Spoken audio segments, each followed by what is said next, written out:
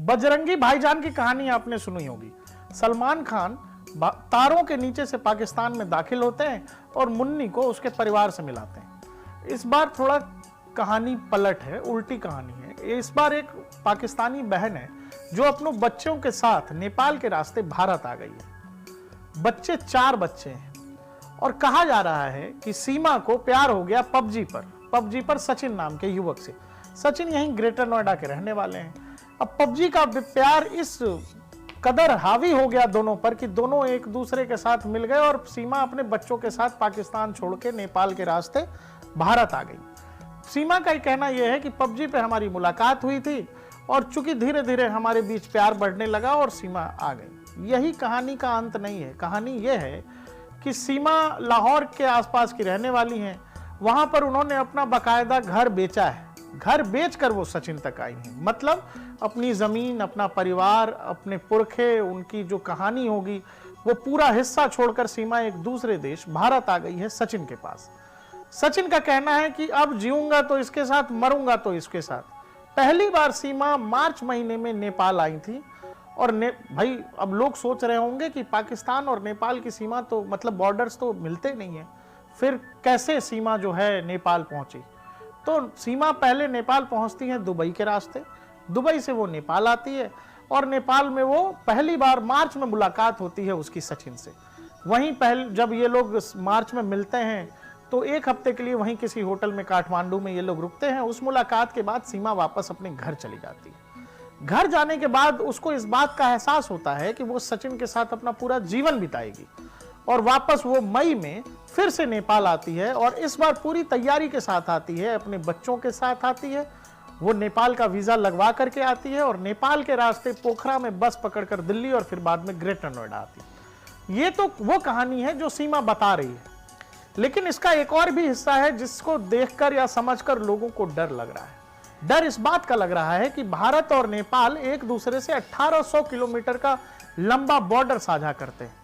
एक अमेरिकी रिपोर्ट है, वो अमेरिकी रिपोर्ट में ये बताया गया है कि आईएसआई और उसके लोग नेपाल से लंबे समय से ऑपरेट करते रहे हैं भारत के खिलाफ। वो अपने लोगों को नेपाल में तैयार करते हैं और ओपन बॉर्डर के जरिए वो बड़ी आसानी से आ जाते हैं। नेपाल के जरिए आईएसआई भारत में कई तरह की मुहिम चला रही है। मुहिम मतलब बहुत सारे ऑपरेशंस चला रही है। इसमें जाली नोटों का काम से लेकर के ड्रग्स के इस्तेमाल तक है। खालिस्तानी आतंकी अमृतपाल गिरफ्तार होने से पहले जब वो पुलिस और एजेंसियों की पकड़ में नहीं आ रहा था तो भी ये बताया गया कि अमृतपाल नेपाल भाग गया है। और नेपाल जाने का मतलब यह है कि इस तरह के जितने एलिमेंट्स हैं जो टेररिस्ट ऑर्गेनाइजेशन हो, उग्रवादी संगठन हो, उनके लिए नेपाल एक सेफ हेवन जैसा है। आपको याद होगा 99 में इंडियन एयरलाइंस का विमान भी काठमांडू में ही हाईजैक हुआ था। तो नेपाल को लेकर और हमारे जो ओपन बॉर्डर है वो ट्रीटी 1950 की कि 2 देश आपस में एक साझा बॉर्डर और दोस्ती के नाते जो है खुला बॉर्डर रखा है, वो बहुत खतरनाक होता जा रहा है।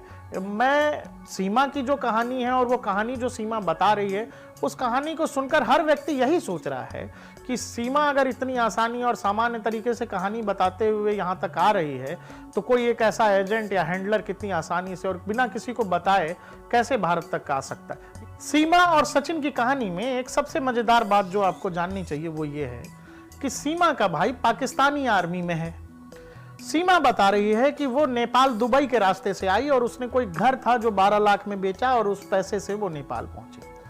एक दूसरी बात जिस पर शक होता है और जो बात लोगों को डराने वाली है या सोचने वाली है वो ये, सीमा जब भारत क्रॉस मतलब नेपाल के रास्ते जब ये लोग क्रॉस कर रहे थे तो सीमा से मतलब वहां एक पत्रकार ने पूछा कि आप कितनी आसानी से नेपाल से भारत कैसे आई, वहां क्या कोई चेकिंग नहीं हुई?